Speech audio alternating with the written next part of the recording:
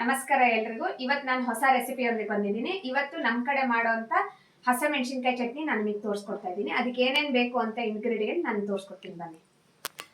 ಇದಕ್ಕೆ ಬೇಕಾಗಿರೋದು ಹಸಿಮೆಣಸಿನಕಾಯಿ 1/4 kg, ಕರ್ಬೇವಿನ ಸೊಪ್ಪು ಸ್ವಲ್ಪ, ಕೊತ್ತಂಬರಿ ಸೊಪ್ಪು 1 ಮುಷ್ಟಿಯಷ್ಟು, ಬೆಳ್ಳುಳ್ಳಿ 4 ಗೆಡ್ಡೆ, 3 ರಿಂದ 4 ಗೆಡ್ಡೆ ತಗೊಳ್ಳಿ, ಬೆಲ್ಲ ಸ್ವಲ್ಪ, ರುಚಿಗೆ ತಕ್ಕಷ್ಟು ಕಲ್ಲುಪ್ಪು ತಗೊಳ್ಳಿ.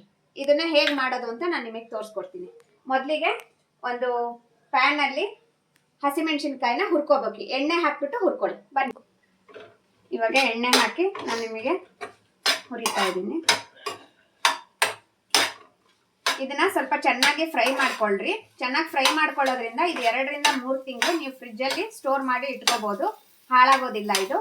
ಹಾಗೆ ಸೌತೆಕಾಯಿಗೆ ಹಸಿಮೆಣಸಿನಕಾಯಿ ತುಂಬ ಚೆನ್ನಾಗಿರುತ್ತೆ. ಕಟ್ ಮಾಡ್ಕೊಂಡು ಅದನ್ನ ಹಾಕೊಂಡು ತಿನ್ನೋದ್ರಿಂದ, ಮತ್ತೆ ಅಡುಗೆಗೂ ಕೆಲವು ಸತಿ ಹಸಿಮೆಣಸಿನಕಾಯಿ ಇಲ್ಲ ಅಂತ ಅಂದ್ರೆ ಈ ಚಟ್ನಿನೂ ಹಾಕಿ ನಾವು ಮಾಡ್ಕೊಳ್ಬಹುದು. ಎಷ್ಟೊಂದಕ್ಕಿದು ಉಪಯೋಗ ಬರುತ್ತೆ, ದೋಸೆಗೆ ಎಲ್ಲ ಚೆನ್ನಾಗಿರುತ್ತೆ. ಈಗ ನೋಡಿ, ಈ ಬಣ್ಣ ಈ ತರ ಆಗೋಷ್ಟು ನೀವು ಹುರ್ಕೊಬೇಕು. ಈಗ ಇದು ಹುರಿದಾಗಿದೆ. ಇದನ್ನೊಂದು ಪ್ಲೇಟಿಗೆ ಸ್ವಲ್ಪ ಆರೋ ತನಕ ಹಾಕೊಂಡಿದ್ದೀನಿ. ಇವಾಗ ಮತ್ತೆ ಇದೇ ಪ್ಯಾನ್ಗೆ ಸ್ವಲ್ಪ ಕರ್ಬೇವಿನ ಸೊಪ್ಪು ಬಿಸಿ ಮಾಡ್ಕೊತಾ ಇದ್ದೀನಿ. ನೋಡಿ, ಲೈಟಾಗಿ ಇಷ್ಟು ಕರ್ಬೇವಿನ ಸೊಪ್ಪು ಬಿಸಿ ಮಾಡ್ಕೊಂಡಿದ್ದೀನಿ. ಇದನ್ನು ನಾನು ಆರಕ್ಕೆ ಬಿಟ್ಕೊತೀನಿ. ಇದು ಸ್ವಲ್ಪ ಹೊತ್ತು ಆರಲಿ, ಒಂದು 5 ನಿಮಿಷ. ಮಿಕ್ಸಿ ಜಾರಿಗೆ ಹಾಕೊಳ್ಳೋಣ, ಒಂದು 5 ನಿಮಿಷ ಆರಲಿ.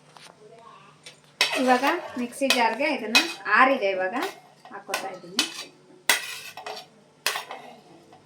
ಹುರಿದಿರೋ ಹಸಿಮೆಣಸಿನಕಾಯಿ, ಹುರಿದಿರೋ ಕರ್ಬೇವಿನ ಸೊಪ್ಪು,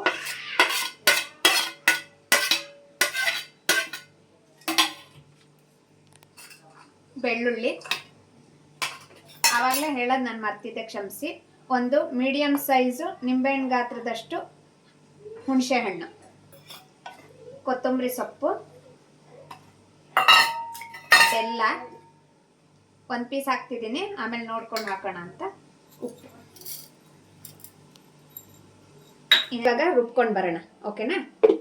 ಇದಕ್ಕೆ ಸ್ವಲ್ಪ ರುಬ್ಕೊಳ್ಳುವಾಗ ಒಂದು ಅರ್ಧ ಟೀ ಕುಡಿಯೋ ಗ್ಲಾಸ್ ಅಷ್ಟು ನೀರು ಹಾಕ್ಕೊಳ್ಳಿ.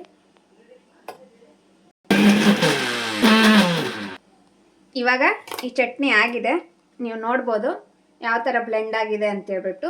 ಇದನ್ನು ನೀವು 2-3 ತಿಂಗಳ ತನಕ ಫ್ರಿಜ್ಜಲ್ಲಿ ಸ್ಟೋರ್ ಮಾಡಿ ಇಟ್ಕೊಂಡು ನೀವು ತಿನ್ಬೋದು. ತುಂಬ ಚೆನ್ನಾಗಿರುತ್ತೆ, ತುಂಬ ಖಾರ ಇರುತ್ತೆ, ತುಂಬ ಟೇಸ್ಟ್ ಇರುತ್ತೆ.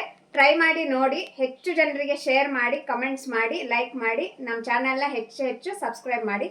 ಧನ್ಯವಾದಗಳು.